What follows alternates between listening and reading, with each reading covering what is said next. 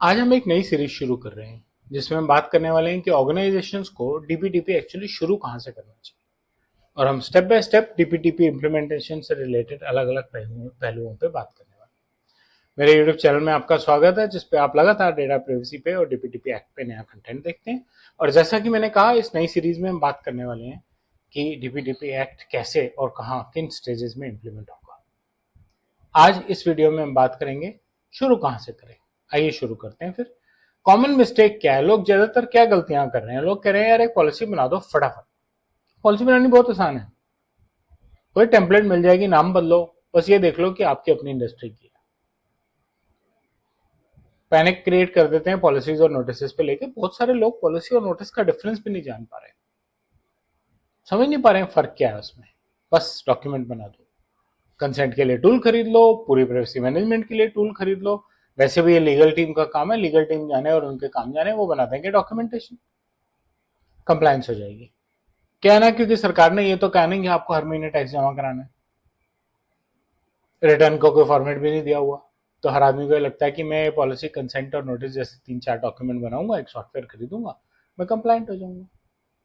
इनमें फर्क क्या है? अगर आपको कुछ डाउट है तो यूडेमी में मेरा एक कोर्स है जो इन तीनों चीजों में बहुत डिटेल में फर्क और केस स्टडीज भी हैं, उसमें साथ में एग्जाम्पल्स भी हैं, आप देख सकते हैं। ये अप्रोच क्यों फेल कर जाती है, क्या दिक्कत आ रही है इस अप्रोच में? पॉलिसीज रियल सिस्टम को नहीं रिफ्लेक्ट कर पा रही। क्यों नहीं कर पा रही? क्योंकि आप पॉलिसी बना रहे हैं, सिस्टम नहीं बना रहे हैं। आप पहले सिस्टम बनाइए, उस सिस्टम के हिसाब से पॉलिसी बनाइए आप। और एक बहुत बड़ी गलती कर रहे हैं लोग, जीडीपीआर की पॉलिसीज डाउनलोड करके नाम बदल के अपने नाम से डाल रहे हैं। वो तो बिल्कुल ही काम की नहीं है। सोच रहे हैं कि हमने टूल खरीद लिया, हमारा डेटा फ्लो सेट हो गया। टीम्स साइलो में अलग से बैठी हैं, किसी की कोई ओनरशिप नहीं है, सब अपनी अपनी मस्ती में अपना रेगुलर काम कर रहे हैं। और ये सोच रहे हैं कि क्योंकि पॉलिसी पब्लिश्ड है और बनी हुई है और इसके अलावा मुझे फाइल तो कहीं कुछ करने जाना नहीं, मैं कंप्लायंट हूं।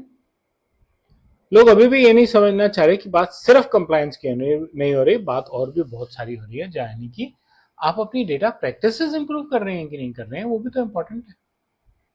आप बाद में ठीक कर लेंगे, कब? जब पेनल्टी लगेगी, कर लीजिएगा, तब आपकी कॉस्ट बढ़ जाएगी, पेनल्टी की भी कॉस्ट बढ़ेगी। और इमरजेंसी में सामान खरीदने या इमरजेंसी में पॉलिसीज बनवाने में एडिशनल कॉस्ट जो लगेगी, सिस्टम्स बदलने में जो कॉस्ट लगेगी और नए सिस्टम्स के इंप्लीमेंट होने में जो कॉस्ट लगेगी, तो यार अभी तो है 1 साल हमारे पास। अभी तो हम मार्च 26 में हैं, आपके पास अभी 14 महीने और पड़े। अभी कर लीजिए ना। डीपीटीपी ऑपरेशनली फेल होता है, लीगली नहीं। आप सबसे पहले क्या करें, आप पहले ये देखें आपके दफ्तर में पर्सनल डेटा कहाँ है। अभी एक छोटा सा सेंटेंस है, मैंने बोल दिया, आपने सुन लिया। इतना आसान नहीं है। क्यों नहीं है? क्योंकि किसी भी कंपनी में उसके साइज को देखते हुए बहुत सारे प्रोसेसेस होंगे जहां अलग अलग तरीकों से पर्सनल डेटा आ रहा होगा, इसलिए थोड़ी सी थॉरली काम करना पड़ेगा। और इस सीरीज में आप देखिए, हम आगे डिटेल में डिस्कस करेंगे ये डेटा कहाँ से आ रहा है, कहाँ पे है, कब तक रहेगा, कौन इसको एक्सेस करता है, कौन इस पर काम करता है, किसकी जिम्मेवारी है इसको संभालना। इन सब चीजों के नोट्स बनाइए। पॉलिसी नहीं, सॉफ्टवेयर नहीं, पहले ये तो देख लीजिए हमारे पास है क्या। पहला स्टेप, डेटा की लिस्ट आ गई। अब देखो इसमें से हाई रिस्क डेटा क्या है। आपके पास कस्टमर डेटा है, क्या वो हाई रिस्क है? शायद नहीं है, क्योंकि आपके पास कस्टमर का नाम और फोन नंबर है। पेमेंट तो वो भेजता है, मेरी बैंक की डिटेल उसके पास है, उसकी मेरे पास नहीं है।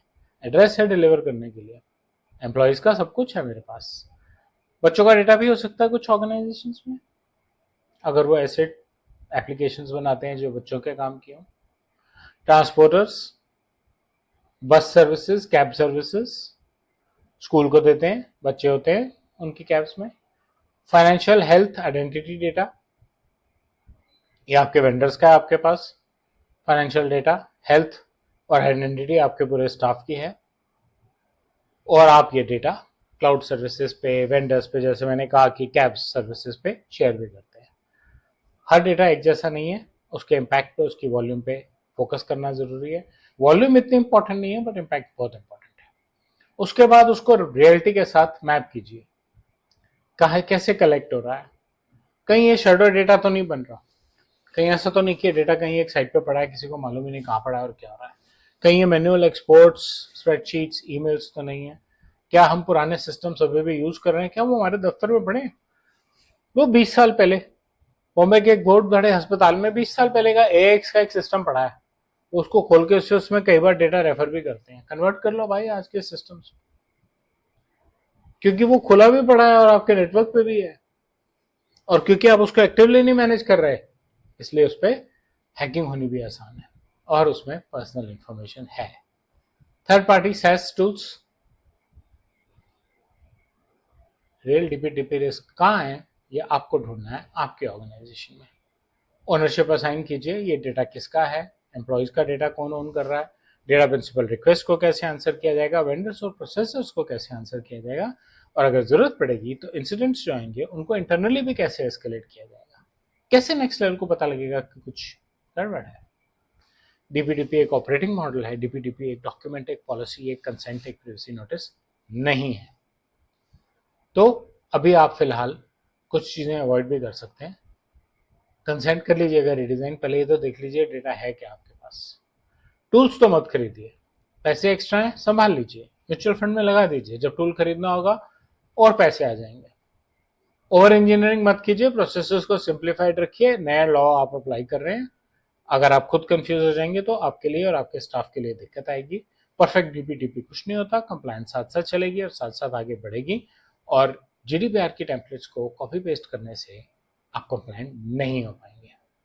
प्री मैच्योर ऑप्टिमाइजेशन से डीपीटीपी प्रोग्राम में नेगेटिव इम्पैक्ट आएगा, इसलिए ध्यान रखें कि डीबीटीपी तभी आप इंप्लीमेंट कर पाएंगे जब पहली बात तो आपको अपने डेटा की रियलिटी पता होगी, पॉलिसीज, नोटिस और टूल्स पता होंगे, फोकस होगा आपका रिस्क ओनरशिप पे और विजिबिलिटी। इस अप्रोच से आप अपना टाइम बचा सकते हैं, आप अपनी कॉस्ट बचा सकते हैं, आप अपनी मार्केट क्रेडिबिलिटी बचा सकते हैं। इसलिए छोटे से शुरू करें, राइट चीज़ों को स्केल अप करें और स्केल करते हुए ग्रो करें और अपने कंप्लायंस को भी ग्रो करें। सो आपको कहाँ से शुरू करनी चाहिए डीबीटीपी इम्प्लीमेंटेशन, उस पर आज सिर्फ इतना ही। मुझे उम्मीद है आपको कंटेंट अच्छा लगा होगा। बेल लाइक आइकन दबाएं, मेरे चैनल को सब्सक्राइब करें, अपना फीडबैक कमेंट सेक्शन में शेयर करें। धन्यवाद।